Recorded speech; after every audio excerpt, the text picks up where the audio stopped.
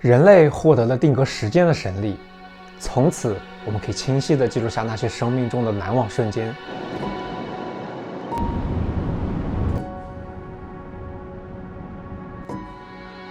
哇，太幸福了！没有想到能用肉眼看到这么强的极光。然而这一切的一切还要从2000多年前说起。战国时期的墨子记录了小孔成像的现象。当光通过一个小孔时，会在墙上形成一个倒立的石像。假如把这个影像固定下来，就成了一张照片。这是摄影最原始的光学原理。200年前的法国人尼埃普斯曝光了8个小时，把自己窗台外的影像留在了涂满沥青的锡板上。这是人类历史上的第一张照片。随后，人们开始不断地尝试新的感光材料，比如使用价格昂贵的碘化银。曝光后需要在汞蒸气中显影的银版法，因为汞有剧毒，所以还有生命危险。最后在19世纪80年代，柯达推出第一台内置胶卷的相机，胶片摄影开始普及，普罗大众终于能够接触到摄影这项技艺。但胶片需要不停地更换，耗材昂贵且无法及时观看，于是人类又开动了聪明的大脑，依靠数码传感器将光转化为电信号，再转化为数字图像。此后，摄影正式进入数码时代。让我们把时间跳回到2025年，这是苹果最新发布的 iPhone 17 Pro Max， 看看用它能拍出怎样的影像。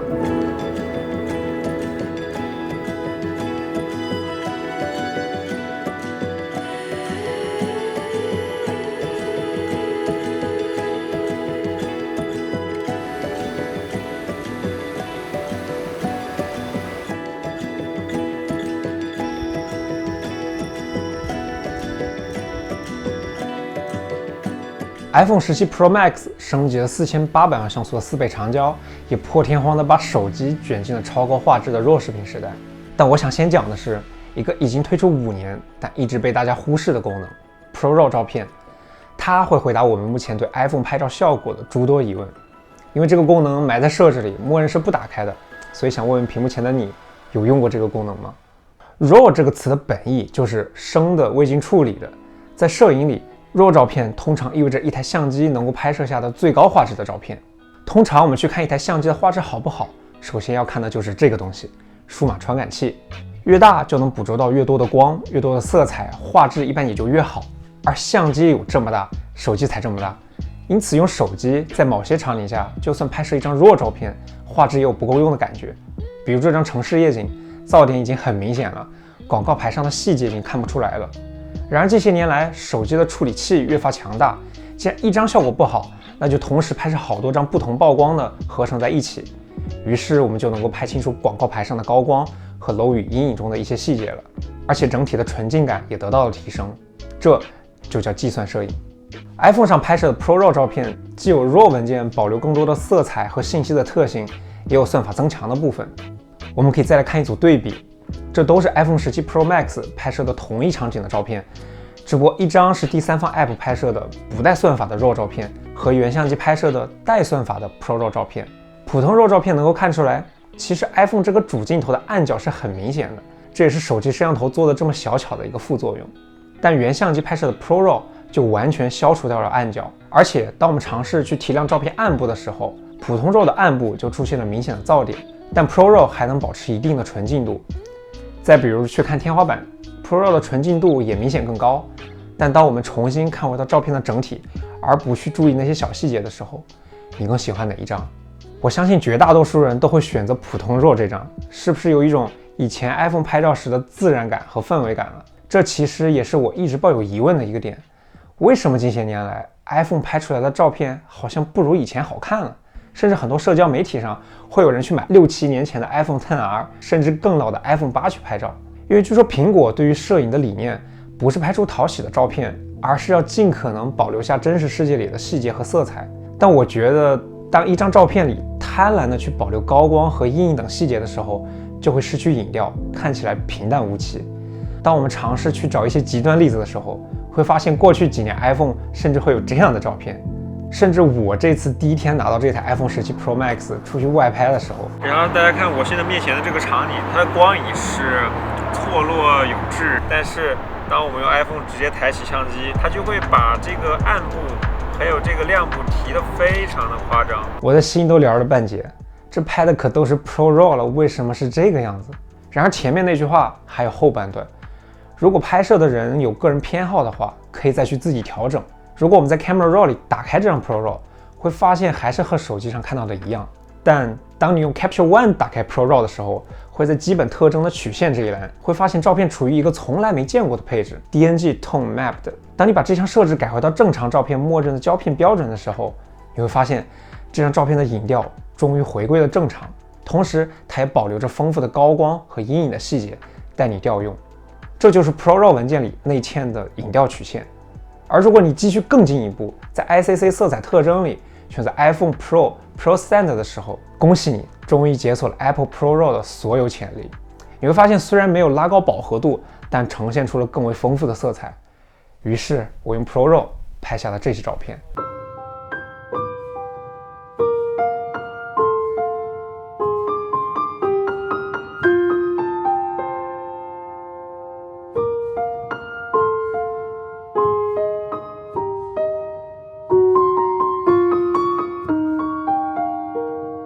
所以通过发掘 Pro RAW 内嵌的这条 Tone Map 的曲线，我们知道了苹果的影像工程师是如何调教 iPhone 拍出来的照片的。这就是你有时候会觉得为什么 iPhone 现在拍照不好看了的原因。你需要拍摄 Pro RAW， 再通过后期自己调整，才能获得满意的照片。那就没有更适合日常使用和非专业摄影师的办法了吗？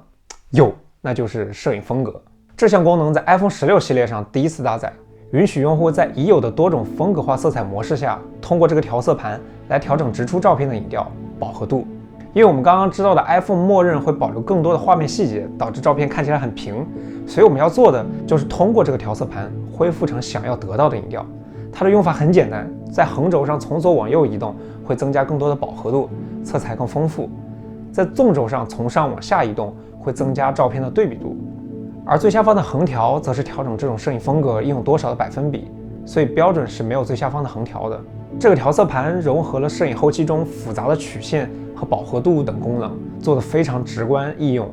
而且还有一点很棒的是，拍摄完成后也可以随时在相册里进行修改，还能复制调色到其他的照片里。而且在今年 iPhone 17的发布会上推出了一种全新的摄影风格——珠光。它是为拍摄人像所设计的，但在我这里，如果你把调色盘拉成这样，那它也很适合拍风景，有时候甚至会有理光 GR 的那种风格。如果再大胆一些，在这样有直射阳光且色彩丰富的场景下，把调色盘拉成这样，就能拍出糖果色。所以这些就是我常用的调色盘配置了，在这里整理出来分享给大家。那让我们再把话题回到珠光摄影风格的本意，拍人像上，它的表现如何呢？这次我请到了2位艺人博主朋友龙梦柔、芒穗，来听听他们的看法。你的脸更小，会让路人哦，真的很好哎，而且它很高清，就不会锐化，皮肤肤质也很好。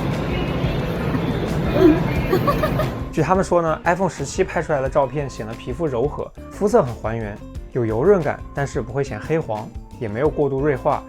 感觉明显效果比16 Pro 要好。同时，他们对新增的 Center Stage 前置镜头大加赞赏，能随意切换横竖屏，不用改变卧姿也更稳更方便。广角也让自拍更好看，显脸小，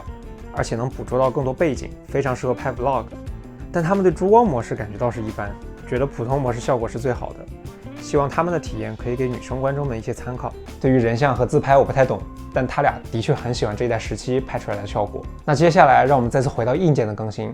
iPhone 17 Pro 系列在摄影方面最大的硬件更新，除了 Center Stage 的前置镜头，就是后置的这颗长焦了。从 iPhone 16 Pro 的5倍变回了4倍，换上了和主摄一样的4800万像素4合1的传感器，画质的确会比前一代的1200万像素提升很大。但我想大家应该和我一样好奇，苹果宣称的8倍光学品质变焦到底是怎么回事，效果如何？如果我们从4倍慢慢拉长，直到7.9倍，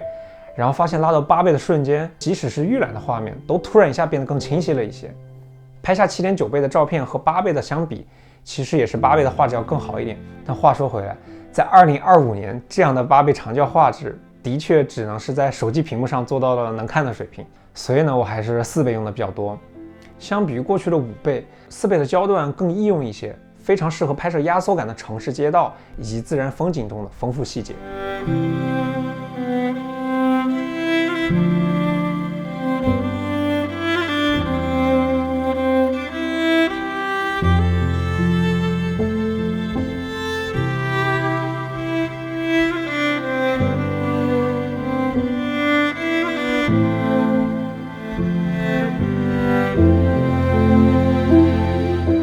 我在发布会上注意到的细节。这次的长焦优化了 3D 传感器防抖，在夜景拍摄时同样手持17和15两代 Pro Max，17明显有更高的概率拍出清晰的照片。还有第二点，新的光像引擎带来了暗光下更准确的色彩表现。我为什么没有用16来比呢？说来惭愧，我没有买16，钱都用来上岛了。这些更新都很好，很实用，但我拿到17 Pro Max 拍摄的第一个场景是充满各种灯光的金门大桥。这一代在鬼影上的表现似乎没有任何的进步，鬼影的存在感仍然很强，还是寄希望于下一代吧。那其实上面这些就是 iPhone 17 Pro 在摄影硬件方面最大的更新了。让我们把平面摄影告一段落，这次真正王炸的其实是视频方面的软件更新。iPhone 17 Pro 系列让手机正式进入了 RAW 视频时代。在看发布会的时候，主持人说整场发布会都是用新 iPhone 拍的，我都惊了。而且我还在现场用乔布斯剧院的超高画质的屏幕看的，我真的很难以相信手机能拍出那么棒的画面了。直到我自己也上手拍了，彻底颠覆了我对手机视频画质的认知。哇，这绝了！就最让我令我震撼的，他录的这个 RAW 呢是片门全开的模式，相当于我们在拍摄 IMAX。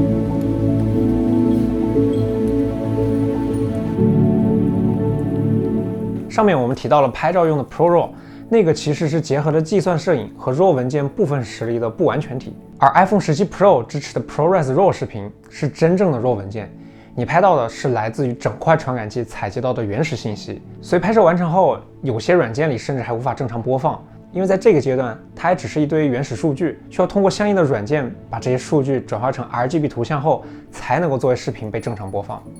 这个过程叫做驱马赛克。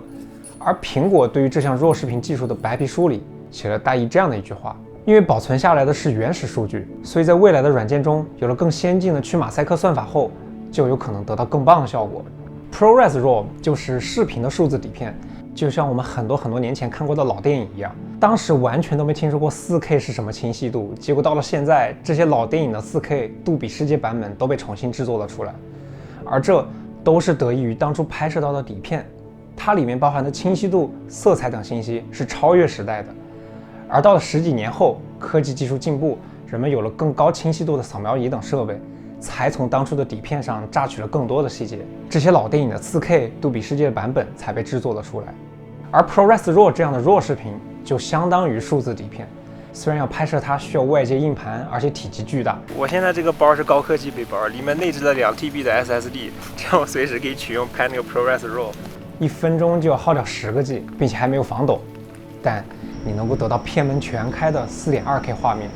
我在手机上体验到了很多相机都没有的 IMAX 一般的摄影体验。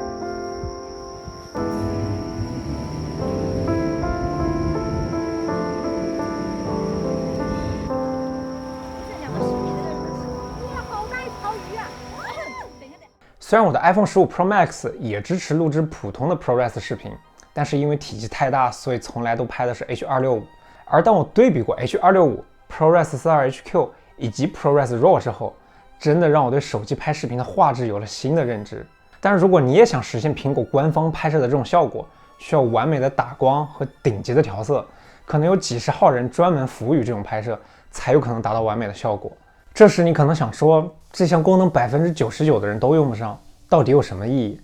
但这就是科技发展进程的一步。它最大的意义就是证明了手机能够拍摄RAW视频，而且效果相当的不错。科技就是这样一步一步发展的。最开始出来的时候可能并不那么完美，需要外接硬盘，容量巨大，但说不定很多年后它能普及给每一个人，就像照片一样。我还有最后一点想讲的是 iOS 26的一项软件更新。当你打开相册后，看到右上角的这个图标，点一下会发现一道道彩光扫过照片，它们变得立体了。这项功能让平面照片获得了前所未有的立体感，在手机屏幕上看也会有裸眼 3D 的效果，也能作为壁纸使用。而如果在 Vision Pro 里看，那就真的是完全在你眼前的感觉。我学习摄影也有10年的时间了，一直都在遵循传统的技法，在平面的屏幕上修图，把照片打印在平面的纸张上。但当我把自己拍摄的这张胶片放进 Vision Pro 里，算成空间照片的时候，我真的有被传送回了6年前拍摄这张照片场景时的感觉。所以未来的摄影到底会是什么样的呢？我们已经身处未来之中了吗？那么关于 iPhone 17 Pro Max 的影像评测到这里就结束了。今年的发布会，我有幸得到了一个采访库克先生的机会，我问出了那个想问很久的问题。这些年来 iPhone 不断的提升摄影功能，手机摄影变得越来越强大，那么苹果对摄影的终极目标是什么？ We want to democratize photography like we've democratized other things. As you are showing here, for you we've done that. We want to keep pushing it, obviously, so 我以为他会回答空间视频、立体影像或者对未来的展望，但他说的是希望摄影变得大众化。他们真的让摄影走向了大众，走向了每一个人。当然，这也是所有手机厂商们共同努力的结果。但接下来我想说的话和品牌无关，只跟摄影有关。2025年，我们非常习以为常的随时随地从口袋里掏出来一个手机，它有3个甚至4个摄像头，我们随手就能拍出跟现实一模一样的照片，记录我们的一切。而不知道从什么时候起，手机厂商开发布会讲的最多的也是影像，以至于大家都在抱怨科技发展是不是遇到了瓶颈，只能拼命的卷摄影功能。手机影像的跃迁到底为我们带来了什么？在100年前的北京，恐怕只有在皇宫里的慈禧太后才有机会拍照。在那之后的100年间，摄影也是一件非常有门槛的事情，需要技术和经验，还要烧钱才能拍下一张照片，甚至无关拍得好不好。时间来到15年前，2010年，苹果刚刚发布 iPhone 4的时间节点，我们也绝对无法想象现在的手机可以实现这样的影像功能。现在出生的小孩从出生的那一刻起，每天就会有无数的影像产生，记录他成长的每一个瞬间。我是1997年出生的，对于我们那一代人的童年，照片却是很珍贵的，可能从小到大只能翻出几十张照片。我很想看看我更多小时候的样子，但是却找不到更多留存的影像。我突然意识到，影像的普及不是因为相机，而是因为每个人都拥有一台能够拍摄的手机。科技进步得太快，每天都有厂商在开发布会，手机更新，汽车迭代， AI 爆炸，我们每天都在学习新的东西。但有时候我也会想停下来，仔细地看一看我们已经拥有了什么。有一天我翻到相册里有一张照片，那是10年前我开启留学生涯的第一顿饭。如果没有手机，我是绝对不会拍下这张照片的。我从来没觉得这是一张多么有意义的照片，直到它被赋予时间的意义。